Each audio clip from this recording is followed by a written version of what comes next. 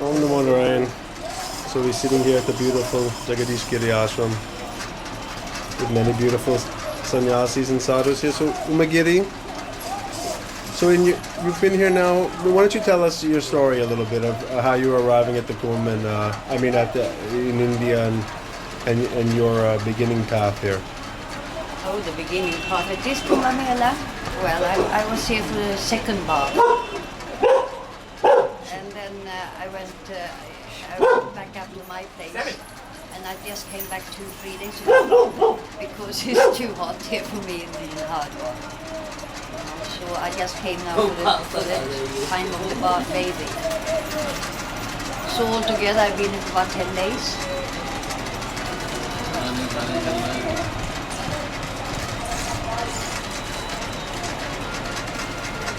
And I came here from my place. My place is up in the Kumaon. It's about a 12-hour bus journey from here. So I came here. No, but more, tell us how you originally, in brief, because I know people can always watch Michael's film and hear the more detailed story about you, but tell us more just about how you arrived in India in the first place and how you came to be with your first Guruji. Oh, well, that is a very long story. It's been going on for 30 years. It's a very long story to put 30 years in brief. Well, I came and I was obviously like everybody looking for something life. What is the point of life? What is the meaning of life? And questions like that has been since childhood, and that brought me somehow to India, and that brought me also into this way of life, to meeting my guru, and that's 30 years ago now, 35 years ago, and since then I'm on the same quest to find out, what is life and who am I, and that quest has brought me to this place.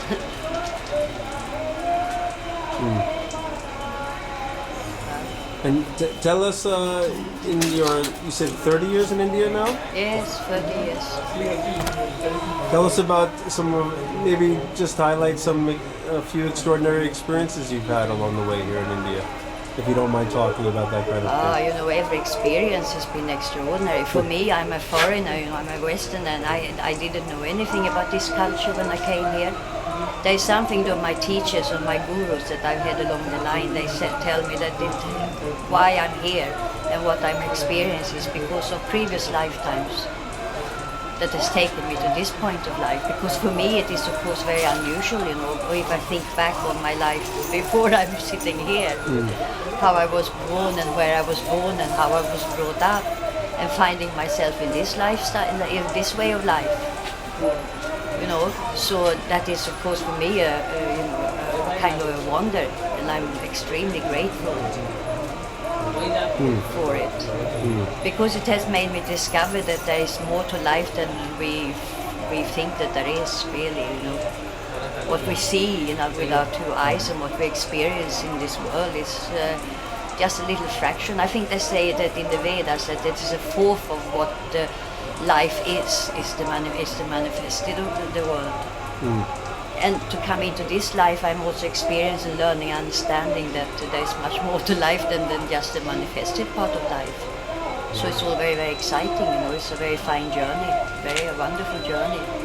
And it's a wonderful journey into the core of life, into what is life, what is you, who am I, what is this being, to find the core of the being, and to be with these people, and to be it's a very fine help and a very fine guide. So I'm very, very grateful. Nice.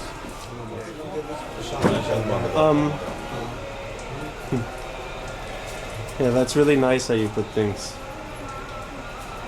So maybe you can say a few words on, like we were talking earlier about... So you were saying, exactly, you were saying about the experiences. So my point is that, for me, to come from a completely different culture, every experience has been and still is a kind of a wonder. because it is still a kind of for me, every experience is still an extra addition to the understanding of this culture. And you can imagine, coming from something completely different and being accepted and being part of this it's a wonder. And especially in these days, we are living in such a kind of materialistic world, and you get so far removed from yourself. And then for me, then to have this grace of being able to live in the world where the whole point is to try to find yourself, to find life. So I'm very, very grateful. And all the experiences along the line has taken me, every experience. This is another thing to the Naga Babas, that I'm part of this tradition because of my guru. My guru was a Naga Baba. So then automatically I also become a Naga. But there's a saying, that there's the Nagas and then there's the Swamis. The Swamis are more the kind of intellectual, the more learned Babas, they're the Swamis. And there's a funny saying that the Swamis, they say about these Naga Babas, they don't know anything. And then because they don't learn it from the intellect. And the Naga Babas, they say about the Swamis, so they don't know it because they only know it from the intellect. But while we, the Nagas, we know it from the experience. And this is, I think, that sometimes I'm wondering why are these people my Guru brothers?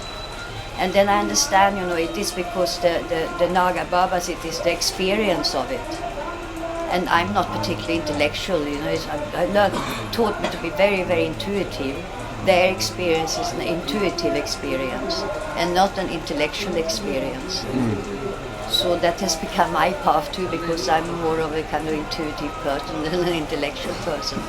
Because in a sense, I really don't fit in with them. Because they are Naga Babas and I'm a woman and I'm a Western woman too. Right. It's a very traditional and orthodox way of life. So I had to adopt very, very, very strongly to their ways in order to be part of them and in order not to disturb. And also it's not really an order for women. It's like, in the Roman times there was this places called gymnasiums where those days the young men were sent to get mentally and physically fit. And this is in a way what Akharas are, young men that come there to be mentally and physically fit. And so it's not really the place for me. But because of my guru, I also became part of this tradition. But I understand, in the beginning I couldn't understand really why, but I understand this because of the intuitive way of understanding truth. You couldn't understand the way that they understood truth, or you couldn't understand why it really wasn't open for women? Why? Well, why it really wasn't open for women? No, it is not. It's open for women. The truth is open for women, but this particular way is a male. It's not for women. It's a warrior class, They are warriors. So it's not really for women. Women in India, women is a symbol of the mother, A mother is something that embraces her children, The Nagas, they are the protectors of the Dharma, the protectors of the tradition. And what about the Sadhvis that I see, the small little sect within the sect of Nagas in Juna Akhara? Yeah, there are sadhvis in the Juna Akhara too, but I tell you that if I'd been an Indian woman, I doubt that I would have been a sadhvi in the Juna Akhara. Really. And most of the sadhvis in the Juna Akhara, they're very fine women, very sort of simple women, most of them, and they are there as more as servants. They're serving the gurus in the name of serving God, and that's very fine, but they are a little bit, if I were an Indian woman, I would go to a female ashram, a female akhara, female place, where women, Indian women especially too, they sort of belong together. men belong together. So there am I, kind of an odd one out. And tell us, we were talking earlier about, I was saying about how some of my preconceptions about India from things I had read before coming over here really didn't hold water when I came here. Maybe you can speak a few words of advice or a few thoughts about for Westerners coming over here for the first time or something, how they may want to look at things, or how they may want to open their mind, or how they may want to not hold on to ideas that they've read versus the things that they'll actually see in reality here. Maybe you can comment on that a little. It's very difficult now. This is now 35 years since I came here first, since I first was introduced to this way of life.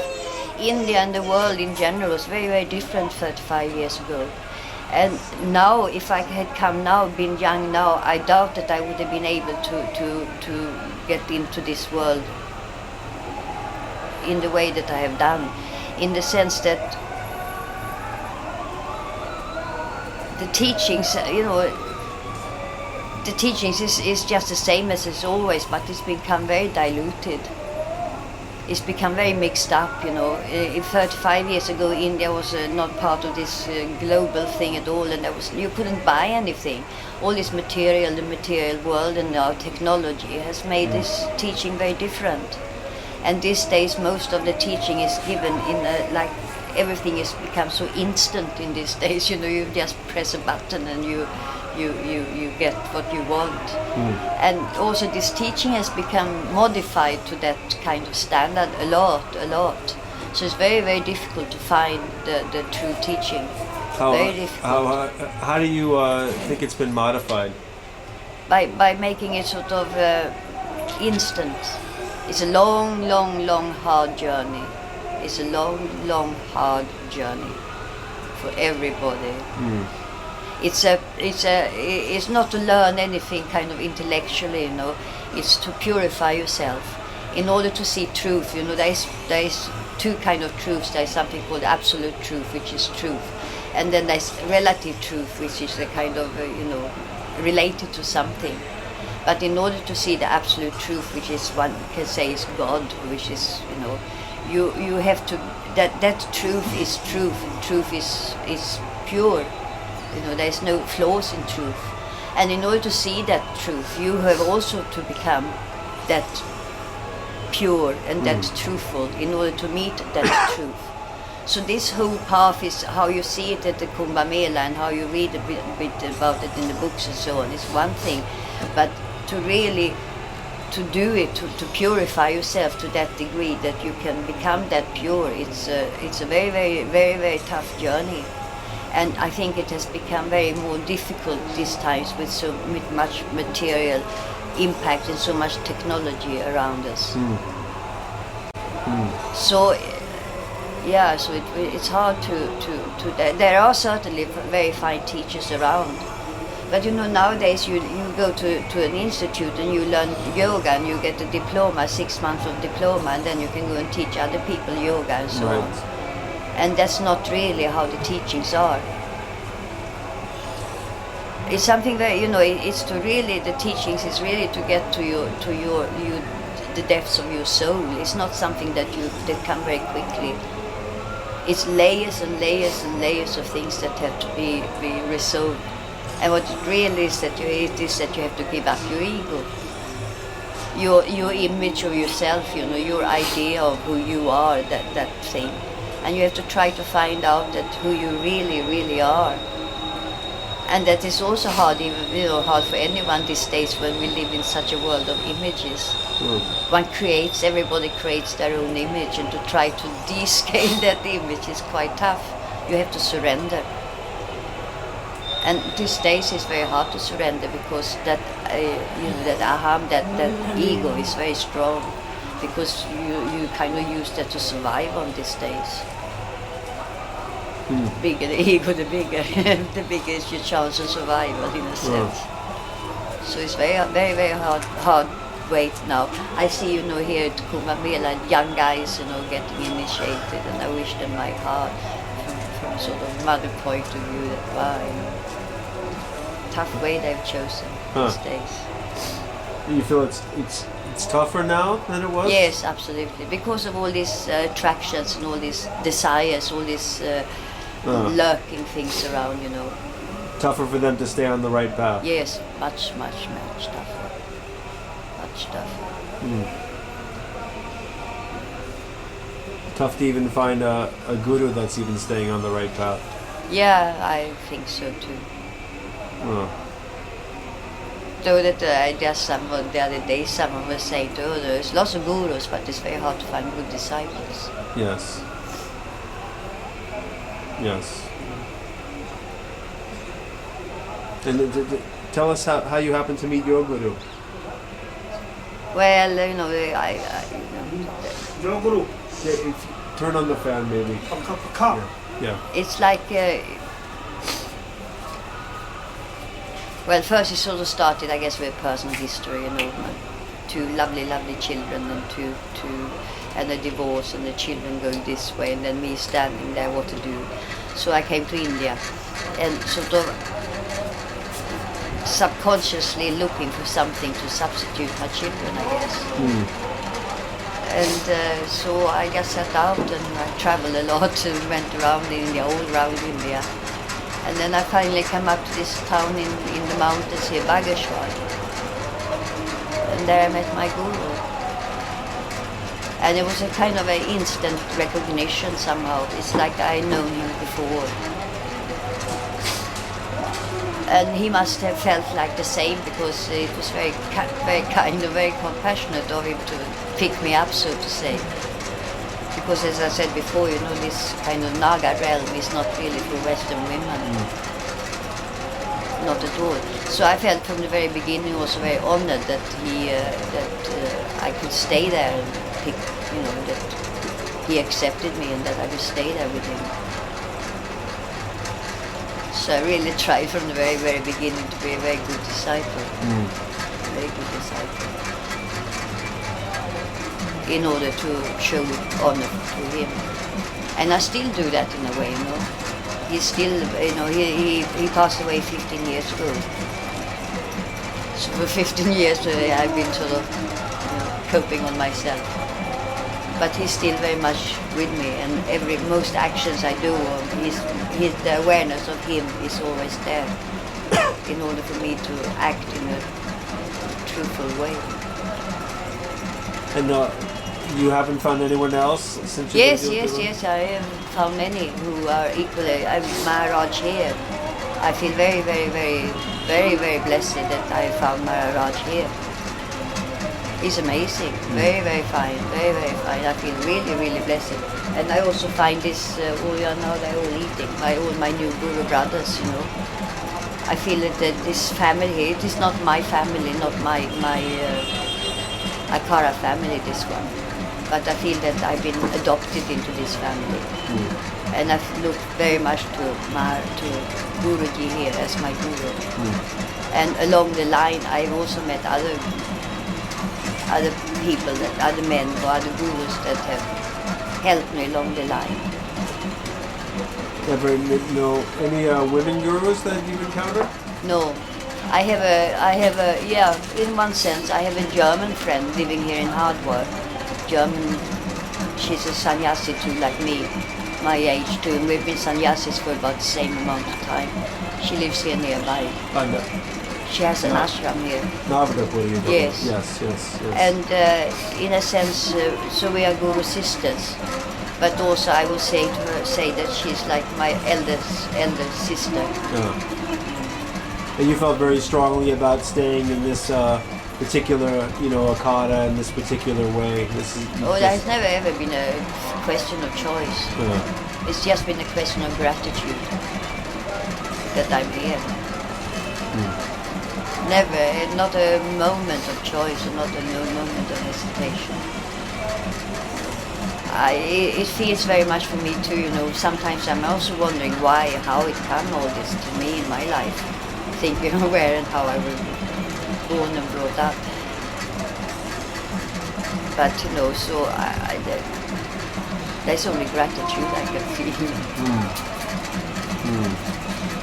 Yeah, it seems, it seems in some parts of India, like maybe like in Bengal and in the east and somewhat in the south, that there are some more traditions of female gurus.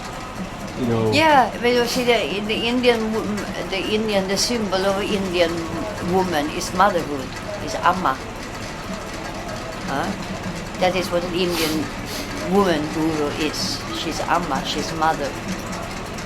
She's not these are yogis, these are male gurus. These are very strong Shiva vibe. Amma sits in the heart, you know. That's where the women's gurus are.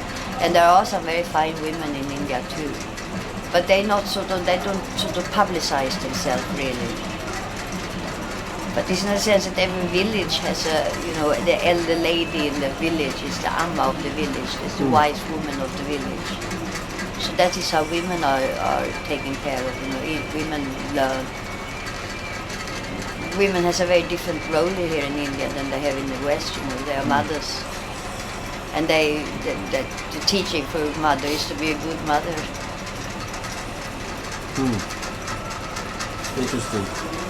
So, and tell us about, you know, you said you've met many extraordinary beings along the way, so maybe, you know, tell us a few jewels of your experience or a few extraordinary stories that maybe you could share that... Well, it's very difficult to talk about those stories, you know, like the same we were talking about here, about this Kumbh Mela, how to try to retell this to anybody. This experience of being here amongst all these people, in this kind of, how to retell it. And it's the same with this kind of experiences, you know, that you can't really retell them, because once you retell them, then they become just a memory. Those kind of experiences of really have a meeting point with some of these remarkable people that I have had, is such an instant happening that you can't really, if I try to retell them, it wouldn't be the same potency.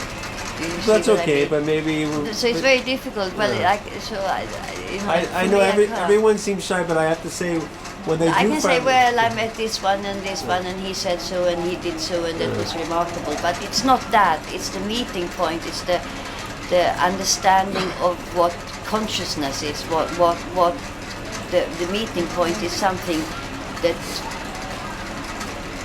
you can't really talk about, because it is beyond the talking point. As long as you talk about the talking point, you talk about you and me, but that meeting point is the meeting point of oneness. When you see in a person that in fact we are all one, you see the sameness of that person. That is the remarkable experience of meeting a saint, so to say. You know? So what he did or what he said or what the situation was, I mean, so many crazy situations, my God. India is filled with adventures for anyone. But it's that, you know, the sacred meeting point with a saint is that understanding of oneness, and in that understanding of oneness you understand that kind of, you feel it in a kind of, you could call it love, but you feel it in a kind of warmth, in a feeling that, wow, there is some understanding of that we are all the same, that we are all one, you know, somehow. It's very difficult to explain, very difficult to explain.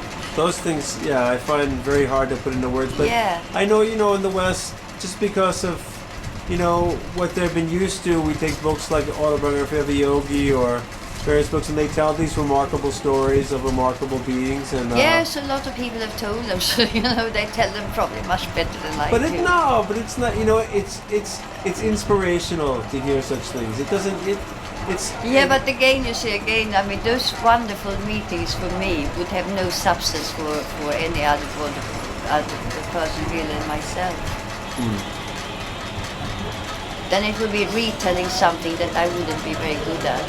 You know, I would not be able to give justice to. Yeah, well, how could we ever give justice to such things? Yeah, I mean, we can only try. You know, we can only try to give a little insight, a little.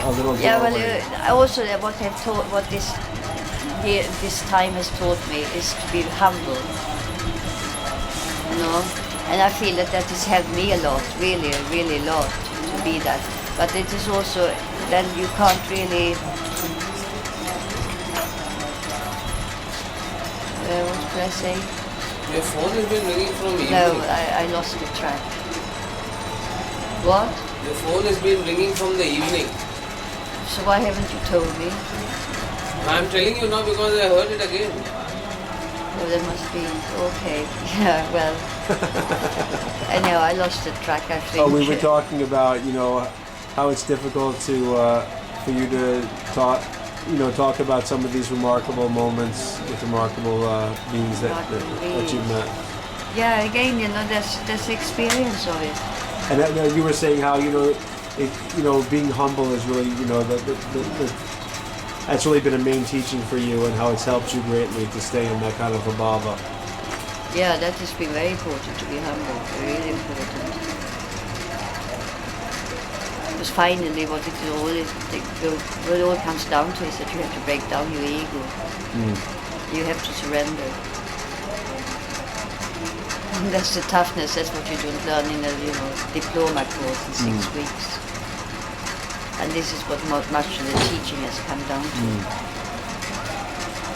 And you were saying earlier how, when you met your Guruji, you didn't speak a word of Hindi and he didn't speak a word of English, and no. And how actually, I mean, again, this comes up for the Westerners. They don't understand all this in this Shaivite way of life, all this, smoking and this and that, and how you were explaining how No, I think that maybe we'll understand it more if I'm thinking about how the Native Americans smoke the peace pipes. It's a ritual. This smoking, nowadays Kumbh Mela and everybody smokes because they're passing their time that way. But most of them don't smoke this much in their places, and they smoke it as a ritual, because they also say it's like the Shiva's food. It's like a prasad of Shiva. And if you smoke it as a ritual with that in mind, focusing the mind of opening up your consciousness, you do, certainly. But it's not really, it's not really meant to be smoked as a social happening. Right. And that is what happened with my guru. It was a ritual with the aim of food eating time. Focusing the consciousness on Shiva, as it is meant to represent anyhow symbolically. And so how did your first teachings with him go when you're saying when it happened over the Chilam? Can you explain a little bit about how that actually transpired? No, I can't, because the teachers didn't come in number 1, number 2, number 3. That was over the years of serving. That is what is so important on Guru Seva. Yeah. Once you become a disciple, you should spend the time serving your Guru. And you should serve him completely, totally, and surrender to your Guru. And in that way he transmits, because the teaching, if you wanted to learn yoga, you can go and find yourself a yoga teacher. If you want to learn Sanskrit, go and learn Sanskrit teaching. What you learn from your Guru, it cannot really be taught in words, it's a transmission. And that can be transmitted only if you are humble, yourself down. That's my telephone. You left off with me, you were talking about the transmission of the Guru to the disciple via Seva. Yeah, so before you have to serve your Guru. This is the first thing. When you start becoming a disciple, you have to spend time with your Guru and serve him. And so surrender completely, completely. That is the reason why you serve your Guru, to surrender. And once you surrender, then he can transmit his teachings to you. Because the teachings is really not, it's not an intellectual, what you want to do intellectually, you can read. There are fantastic scriptures in India, the Upanishads, for example, Brahma Sutra. You can read everything your intellect would like to be satisfied with, finding. But that teaching, the sacred teaching, is a transmission that is beyond words. And that the Guru can transmit when you have surrendered. See, it's so much beyond all these concepts that we're caught up in the West, where this and that technique and this and that thing. It is really. Oh, they all help, they all help. What you have to do, you have to purify your mind. You have to clean your mind. You have to stop this mind. You have to stop the logic and reason. You have to stop talking, stop judging. You have to clear your mind up, to empty it out so that you can receive without your judging, your reasoning and all that. It stops it from coming into you completely. So you have to purify, clean your mind up. And all these, techniques are good for that. That's what they are for, mantras and yantras and breathing exercises and all that. That is for mind control, and that is very important to have. Tell us about some of the things that you found very helpful to clean out your mind. Stop thinking. To be aware of that, I do that every morning still, every morning I sit down and I try to stop this discussing mind, the mind that sort of plans the day and the mind that think about this and this and that and that. I try to consciously stop that, not use that in the morning especially. And clear the mind, be empty-minded. And then in that empty-minded space, then you are aware. Then that awareness is there of of it all. Anything else? Any other technique that you found especially helpful that you might want to share? Yeah, in order to stop this mind is very tough because it's going there all the time. In order to stop it, breathing is for me anyhow. I'm not that disciplined of myself, but breathing is a very good exercise because you can't really be aware of your breathing if you're thinking. So by breathing, you think of the breathing in and out, in and out. I mean, there are all different kinds of breathing exercises, but many of them, they say you have to have a good pranayama teacher to learn. But it's not necessary to know all these exercises, just to be aware of your breath, in and out, in and out, in and out, and where it comes from. And it comes from where the same spot where the mind starts. It comes from down here, So you can't really use your mind at the same time as you're aware of your breath. So as when you're breathing in and out, and then your mind starts going. Your mind is gone. So then you start again with breathing in and out, and try to keep your awareness of the breath. That's a very good exercise.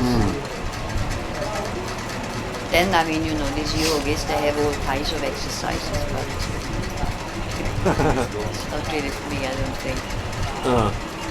It seems to be actually relatively new in the Naga tradition, no? I mean, it seems to be more of the thing of the Naths and some of these other sampradayas. All this yoga asana and things.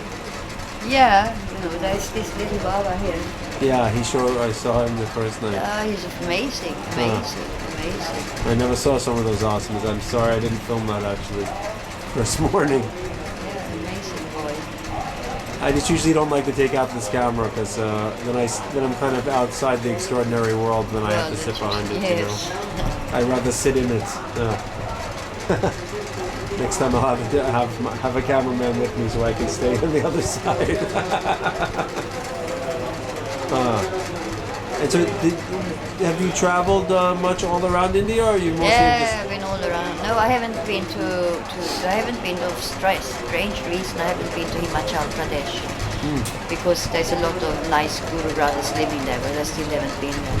Yeah, I've been everywhere. I also went to Nagaland 2 years ago to Nagaland, which was a very unusual experience. How so? What was that like? It's sort of, it's within the Indian borders, but they're not Indians there. They're Christians as well, and they're not Indian stock, the Indian race. They're Mongolian race. They say themselves that the only thing they have in common with India is the border. But it's a very beautiful country, very beautiful country. Yeah, I traveled from south to everywhere, around, to all the, all the kind of main pilgrims places. I went on a very hilarious journey with my guru. My guru knew that he was, he was old and he wasn't well. So like many Indians, he wanted to do an all-Indian yatra before he passed away. So he rented a bus and fitted it up with some of his disciples and some of his devotees. Old little bus in the mountains. And we got insured for 40 days, so we went around all India in 40 days in this little bus through all the sort of main pilgrimage places. Which turned out that in fact in order to have time to go this all around India 40 days, we couldn't really stop in any places, so we were on the road all the time. Around the world in 40 days, huh? Yes, it was something like that. It was quite hilarious. Very hilarious. Huh. Yeah, and I like, Rajasthan, Gujarat. I'm very fond of Gujarat. And what do you feel the role of a yogi is in the world?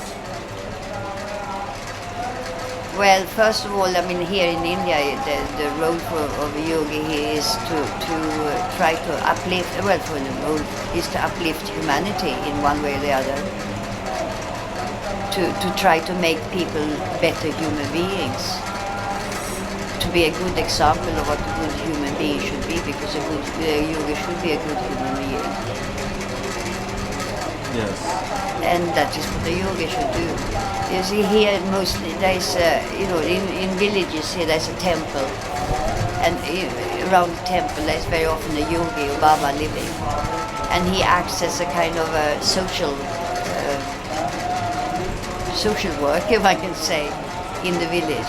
People, there's no social help in the villages, and there's hardly any doctors in the villages, so they go to the Baba with their problems and their problems.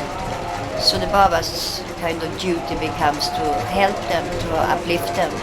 Like even where I'm living, people are very, very poor where I'm living. So what I'm trying to do, I have developed a huge garden up there, and I'm now trying to turn that into a horticultural society in order to help these local people to improve their life a bit. So that is what the yogi should do, to try to help to improve, for people in general. Because very often a yogi, he lives on the charity of the village people. So it has to be a give and take, You can't just take without giving. So that's how a yogi should live. That the problems seem to be the same all over, regardless of how poor or where they're living or how wealthy or you're in the States. I've seen, whenever little films I've seen, and when they're coming and talking to the Baba, it's always the same types of unloading. Yeah. Why does God have us in the world with all this suffering, and what is this life like this? And we made our life ourselves. God is just there. He's just looking at our stupid, small little human beings and thinking, my God, why do they destroy our earth? What are they doing? I think we're creating our own suffering. Yeah, where do you see all of that going right now, with the state of where the world's at right now? I feel that Mother Earth is starting to complaining, feeling like now this is enough. Now they have, dug into me enough. Now they have done enough. So I think there might be some punishment from Mother Earth, meaning in sense of natural catastrophes. Do you think that there's a big cleansing coming up like this? It seems like. It seems like that in a sense. But then I was talking to a friend, and I was saying, there's this rumors about 2012. Right. And then I was talking to some friend of mine who was a historian, and he was saying that in the 14th century that was the same thing then. The people, there were big societies and big communities that believed that this is the end of the world now. Right. So many centuries seem to be that way. Yes. Year 1000, year 500, everyone thought that was the end times. But it seems in a sense that we are getting less and less and less, we're getting further and further away from the course of being human. Yeah.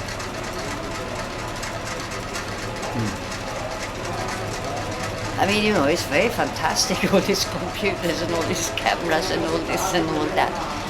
But, I was quite fascinated listening the other day to some talk about some tribes, some pygmies living on the Andaman Islands, who, during the tsunamis, they knew already that this tsunami was coming. Of natural kind of reasons, they knew it. All these machines couldn't tell it. And they moved up to the higher island, and none of them disappeared. And then when it came to the safe, for the aid people coming with aeroplanes, they were kind of, we don't need you, we don't need you. Huh. To be so self-standing in a simple way as the pygmies must be, that one can wonder if that's not the aim of life. What is the aim of all this, I'm wondering too. But then I'm not into technology. If I was into technology, maybe I would see some aim of it all.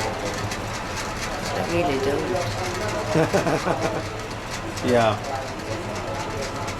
Well, I mean, so the aim of life is like to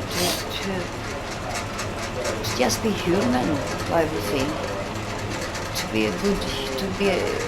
Sure there is evil too in the world, but the aim should be to try to be good, isn't it? I mean, what is the aim of life these days, with all this technology? I mean, we're part of nature, aren't we? We are natural beings. We should live a natural way of life.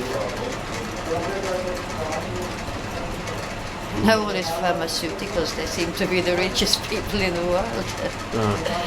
Provides us with long-lasting pills, long-lasting life pills. Yeah, it's funny because, I mean, I know, there's so many people that are so old here and undocumented. Have you met many people over 100 years old here? Or do you find when people say that they're 100, it's just a type of Indian exaggeration? Yeah, I'm thinking there was, up to 90. There are people up in my mountains, they are up to 90. But even there, this old generations, they lived a very healthy way of life, So I think they could survive it because they were healthy. These days it's very difficult to survive because we're living such an unhealthy life, we're eating such an unhealthy food. It's so unnatural, isn't it, everything? Yeah. I know, even G1 Bharti Baba, he told me he was just about 100 years old when I met him in '97. Many, and they're so strong at this age still, even. Yeah. But then I know sometimes, with numbers, people, in India, they sometimes people just, I don't know what to call it, exaggerate, but they just kind of throw out these terms as just a general thing because they don't really keep track anymore of how old they are. Any thoughts on that, just out of curiosity? No, I really don't think so much about long life. No, I don't see the point of long life. I know that this is not our only life. So sometimes, even now, sometimes I feel looking out in the world, I'm a bit sort of, this is enough. I'm quite looking forward to see what's next time around. And then you have to start all over from scratch again, huh? No, I don't think so. Well, no, I don't think so. I think they say anyhow that you take off from where you left. And then, do you think that there's some people here that are hundreds of years old still living? I don't know. I really don't know. I have no idea. I never think of that, of age or such.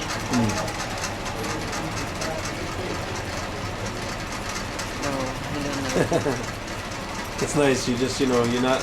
I only ask these things because I know people in the West are curious about things that are extraordinary. Oh, extraordinary. Yeah, but course, see, I'm not at all interested in that. Yeah, of course. Not the least. Yeah, I think anyone I've met. There are, yeah. Oh, I see now. Yeah, of course there are many supernatural powers, but I'm absolutely not interested in that. That sort of tantra, It's like supernatural. It's remarkable. People are acquiring supernatural powers, but in order to, you have to have an audience, so to say, if you've got supernatural powers. know, and then you're sort of living in the world of dualities, and the whole point of this sannyasa order is Advaita Vedanta, is non-duality. And to have supernatural powers, you have to be two. Want to show you supernatural powers too. And supernatural powers is still with a frame of mind. It's like mind powers, and it's to go beyond all that, which is the goal. So, and they say that, so that the text says that you go to a stage, you attain a stage when you sort of, if you go on the sadhana of a yogic sadhana, you get to a point when you get strong enough to get supernatural powers. And some stop there, but that's not the stopping point. The point is to pass through that and go to the blissful powers rather than the supernatural powers. I find it is interesting on occasion to see such remarkable things, you know. Yeah, I guess it is. You know, just like when going to the circus, that's always fun too. You know? Yeah. But since that doesn't attract me, I don't search it out. What attracts me is this kind of, as I was telling you before, these meeting points, which is really in silence with the saint, where you meet not in any sort of form of ego, supernatural powers, or any hypnosis or anything. You meet in consciousness. You meet in being, in truth. You meet in the moment of just being. And that to me is supernatural powers. And there's no words necessary, there's no language. There's no word. No, there's no word. I experienced something like that, so many times, even just walking walking anywhere and having another person or another Mahatma or anyone, looking at me in the eye, and this kind of little twinkle, this little smile, this little twinkle comes up, and this little moment of, acknowledgement of some way, whether there's an Om Namo Narayan said or not, it's just a really magical little space. Do you know Ramana Maharshi's writings? Yes. Yeah, that is a very, very fine guide for me. Every day I think I read something of his. Either something that he has translated or something that he has written or some talk of his or something. It gives me a lot of support, a lot of inspiration to read him.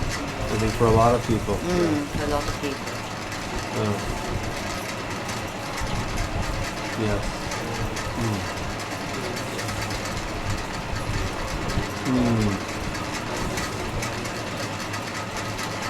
And so, and I know this is a silly question, but and the journey from here goes where?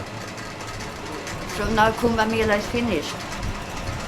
Now I go up to my place again, and as I think I said, that I'm trying to make it to form a horticultural society. And where I live, you see, is very, very remote. It's one of the most remotest and one of the most neglected areas of India, so I've been told. And I'm trying to establish a horticultural garden. I have a few, there's a huge garden, and somehow just happened, and I have a young man that helps me, one local person. And he's a very good gardener as well. So I can't really afford to pay. He has got a family, 3 kids, 3 boys that needs to be educated. And I can't really afford to pay him that much money that he can afford this. So I'm trying to make this into a garden, to a horticultural garden, so that he can grow things that could give him an income. And what we're trying to grow is medicine and herbs. There's a huge problem, not only where I'm living, but in most parts of India, is monkeys, They eat everything. Everything. So, but they don't eat herbs. They don't eat herbs, and herbs grows well where I'm staying. So I'm trying to do this, but it's a little bit complicated because I'm a Westerner, and it's very remote up there where I'm living. So if there are people that want to help you, how can they help you? first now I have to try to get I have a little plan going. What I'm going to do after I leave here, as we were talking about that, is to go out up there and deal with this little plan that I have. I have to get it registered with some functioning organization that needs. These people up there, they're very simple. They can grow things, so we can supply. There are many places here in Uttaranchal that produce soaps and shampoo and whatever, and Ayurvedic tablets and Ayurvedic this and Ayurvedic that, and they all need supplies of herbs, of Ayurvedic herbs, and that thing can be grown. I mean, at the moment there's hundreds of plants of aloe vera, of aloe vera. Hundreds of plants of aloe vera growing there, just like that, and they just grow by itself. And I have lots of flowers too, and lots of very big gardens, so I'm going to turn that into a horticultural garden. This is what I'm doing after I leave here. Well, you maybe, if you're not ready yet, you can just keep in touch and let me know. So if there's people that see this that want to possibly help you. So what I've done, you see, because monkeys is a big problem. So what I have done, I had to go back to Europe 1 month in the winter. So while I was there, I raised some money. So now I got enough money to buy 3 greenhouses. It is for free. There's 3 people who are going to get involved in this gardening thing, and 1 greenhouse for each of these 3 people, so that something can be grown that monkeys don't eat. So this is the first thing, first getting these greenhouses, which shows that there is a gardening project going, and then get contact with a few places. There is one in Almora, outside Almora. He's an American person. He runs a herbal he has a factory where they make herb teas and soaps and cosmetics and all kinds of things like that. And he's all the time looking for produce to use for his things.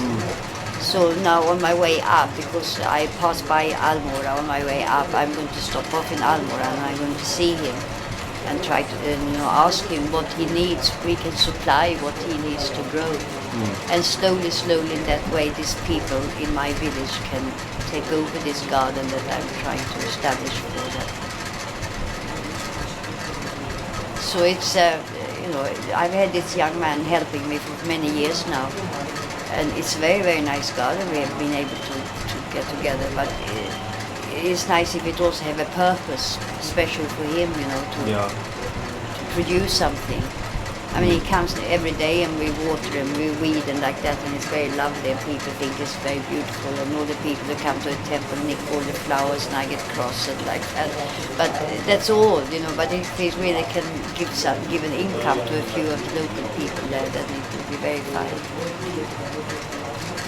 And it's quite exciting, it also gives me a purpose to be there and to do something for these people.